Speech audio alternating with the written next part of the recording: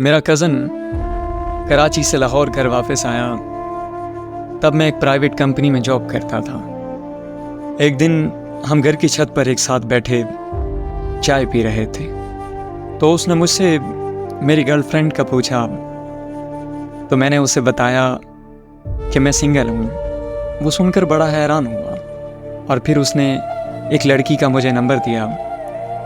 میرے کزن کے کراچی واپس چلے جانے کے بعد میں نے اس لڑکی کے نمبر پر کال کی اور بہت زیادہ کوششوں کے بعد میری اس سے دوستی ہو گئی۔ وہ لڑکی کراچی شہر کے رہنے والی تھی۔ میرے کزن نے مجھے بتایا کہ وہ لڑکی اس کی یونیورسٹی کی ہے، بہت ہی زیادہ خوبصورت اور سلجھی ہوئی لڑکی ہے۔ وہ اپنی یونیورسٹی میں کسی بھی لڑکے کے ساتھ بات نہیں کرتی۔ میں اپنے کزن کی باتوں سے بہت مطمئن تھا۔ ہم ایک دوسرے سے فون پر باتیں کرنے لگے اور ہر ایک بات آپس میں شیئر کرنے لگے۔ وقت کے ساتھ ساتھ ہماری دوستی پیار میں بدل گئی اور ہم نے ایک دوسرے سے اپنی محبت کا اظہار کر دیا۔ پھر ایک دن اس نے ملاقات کا بولا تو میں نے کہا کہ ہم بہت جلدی ملیں گے۔ اگلی صبح میں نے اسے کال کر کے بتایا کہ میں کراچی ایئرپورٹ پہنچ چکا ہوں۔ وہ تو جیسے خوشی کے مارے چیخنے لگی اور پھر ہماری ملاقات ایک ریسٹورنٹ میں ہوئی۔ میں اس کے لیے بہت سارے تحفے لے کر گیا تھا۔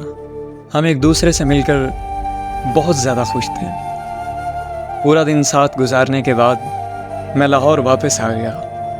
کچھ دنوں میں وہ بھی مجھ سے ملنے کراچی سے لاہور آ گئی۔ وہ بھی میرے لیے بہت سے تحفے لے کر آئی۔ میں نے اسے پورا لاہور گھمایا اور پھر وہ شام کی فلائٹ سے کراچی واپس چلی گئی۔ اب 2 ملاقاتوں کے بعد ہم دونوں میں بے چینی اور زیادہ بڑھنے لگی۔ جب مجھ سے اس کی دوری برداشت نہ ہوئی تو میں نے اپنا بیگ پیک کیا اور کراچی کی طرف نکل گیا۔ وہاں جا کر ایک پرائیویٹ جاب کرنے لگا۔ وہ لڑکی مجھے اپنے گھر لے گئی۔ اس نے سب سے میرا تعارف کروایا۔ میں نے بھی اپنے گھر بات کر لی۔ سب کو پتہ چل چکا تھا کہ ہم دونوں ایک دوسرے سے بہت زیادہ محبت کرتے ہیں اور ایک دوسرے سے شادی کرنا چاہتے ہیں۔ میں نے شادی کے بعد کراچی رہنے کا فیصلہ کر لیا۔ سب کچھ ایک دم ٹھیک چل رہا تھا۔ اس لڑکی کا باپ زندہ نہیں تھا تو ان کے گھر کے سارے معاملات اس لڑکی کا کزن دیکھ رہا تھا۔ وہ لڑکا باہر کے ملک رہتا تھا اور اس نے آ کر ہماری شادی کا فیصلہ کرنا تھا۔ ایک دن اچانک اس لڑکی کی امی کی طبیعت خراب ہو گئی اور اس لڑکی کا کزن باہر کے ملک سے پاکستان واپس آ گیا۔ اس نے آتے سار ہی آنٹی سے خود کے لیے اس لڑکی کا رشتہ مانگ لیا اور اس کی امی نے خوشی خوشی ہاں کر دی۔ جب میں نے اس لڑکی سے بات کی تو وہ کہنے لگی میرے کزن کے ہم پر بہت احسانات ہیں۔ میرے ابا کے بعد اسی نے ہمارے گھر کو سنبھالا۔ نہ تو میری امی انکار کر سکتی ہے اور نہ ہی میں۔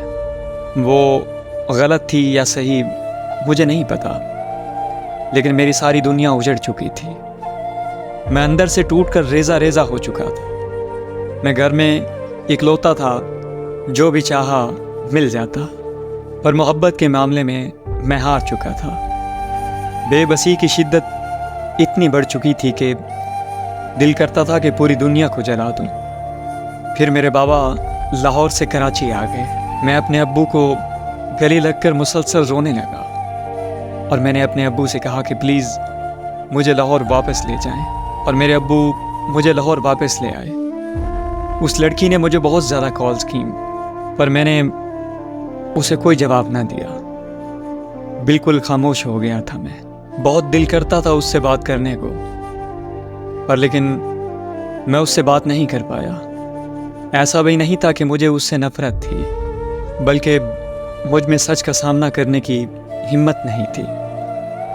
میں اس کی شادی کی خبر سننے کو بہت زیادہ ڈرتا تھا، جبکہ مجھے پتا تھا کہ اس کی شادی ہو چکی ہے۔ آج 23 سال گزرنے کے بعد میں اسے بہت زیادہ یاد کرتا ہوں، اور مجھے یقین ہے کہ محبت کا نام سنتے ہی وہ مسکرا کر میرا نام لیتی ہوگی۔ یاد آئے گی ہر روز مگر تجھے آواز نہ دوں گا، لکھوں گا تیری کہانی مگر تیرا نام نہ لوں گا۔